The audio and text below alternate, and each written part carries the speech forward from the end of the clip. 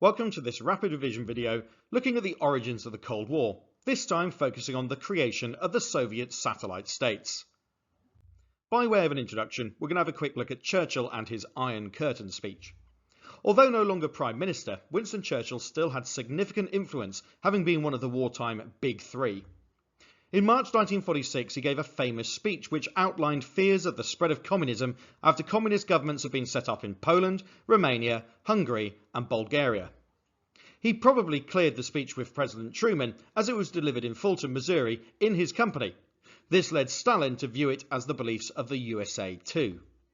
Whether Churchill intended to or not, the speech led to a further increase in tensions between East and West. So what did Churchill actually say? Here's an extract from the Sinews of Peace speech. That's the name that he gave it after all, which is now better known as the Iron Curtain speech. It was delivered by Winston Churchill at Westminster College, Fulton, Missouri, USA, on March the 5th, 1946. He describes the Soviet Union's growing control over Eastern Europe, and I shall attempt to do it in Churchill's voice.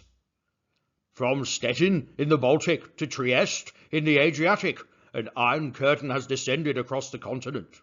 Behind that line lie all the capitals of the ancient states of Central and Eastern Europe. Warsaw, Berlin, Prague, Vienna, Budapest, Belgrade, Bucharest, Sofia. All these famous cities and the populations around them lie in what I must call the Soviet sphere, and are all subject in one form or another, not only to Soviet influence, but to a very high, and in some cases increasing, measure of control from Moscow. It was almost like he was in the room, wasn't it? So what is Churchill actually going on about here, aside from my very bad impression of him? Well, he's listing a lot of capital cities for many different countries and giving his concerns that communism is going to spread to them. Churchill very famously hated communism and is obviously speaking in opposition to this. And he's trying to make out that the Soviets are being quite deceptive about this. They're trying to make out that these capitals are choosing to become communist. So to what extent were they actually doing this? And to what extent was the Soviet control actually increasing? We're going to have a look at the creation of the satellite states themselves now. The first bit of context here is that the Red Army had freed many Eastern European states as it had pushed the German army back in the later stages of World War II. After all, that's the direction that they had been advancing from. Whatever had been agreed in the wartime conferences, the USSR was reluctant to give up these conquests as they provided space between them and the Western armies, a so-called buffer zone. Instead, they became satellite states with USSR-backed communist governments and little independence.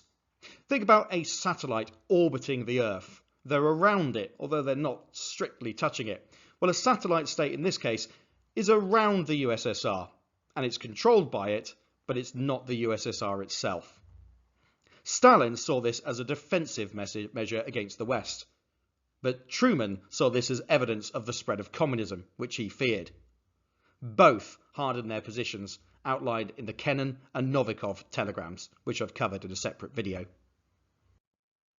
We're going to have a more detailed look at the creation of the satellite states now. There's going to be quite a lot of information on this slide, so you might want to make sure that you're watching it in HD, and I'll be providing a still version of this for a few seconds afterwards, in case you want to get a screenshot or pause it and get some notes. Starting with Lithuania, Latvia and Estonia. These were not treated as satellite states, but actually as part of the USSR, as they had already been conquered by the Soviet Union in 1940, and therefore Stalin saw them as part of the USSR proper. Then there's Czechoslovakia. This was subject to a USSR-backed coup in February 1948.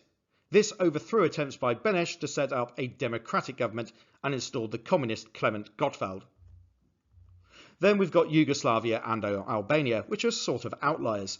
These are definitely satellite states, but they were never occupied by the Red Army.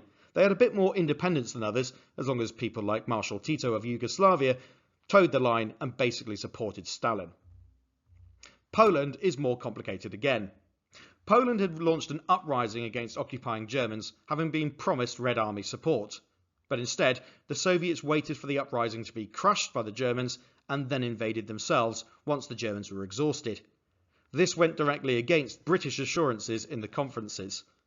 The USSR installed a communist government which was elected in supposedly free elections. Democratic politicians were forced to flee after 1947. Hungary elected a communist government in 1947 after a USSR-backed intimidation campaign. By 1949, its whole government was communist.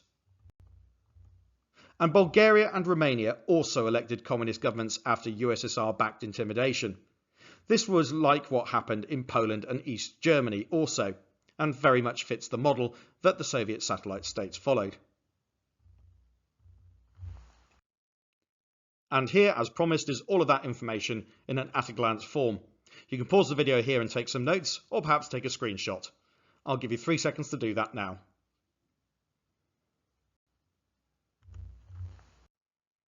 To conclude then, the USSR wanted to secure a buffer zone against the West in Eastern Europe. This was centred on countries freed by the Red Army in World War II. These countries would become satellite states, effectively under the control of the USSR. This was done by a series of coups and rigged elections. The states included the Baltic states, Poland, Czechoslovakia, Hungary, Romania, Bulgaria, Yugoslavia and Albania. This was part of the Soviet strategy to strengthen the defences in Eastern Europe after the war. But for the West, this was evidence of Soviet and communist expansion, which President Truman feared. That's the end of this rapid revision video. I hope it's been useful to you, and if it has, please do like the video, and you can subscribe to the channel for more videos like this coming soon. Is there anything that you're really desperate for me to cover? Pop it in the comments below. Thanks very much for watching, and goodbye.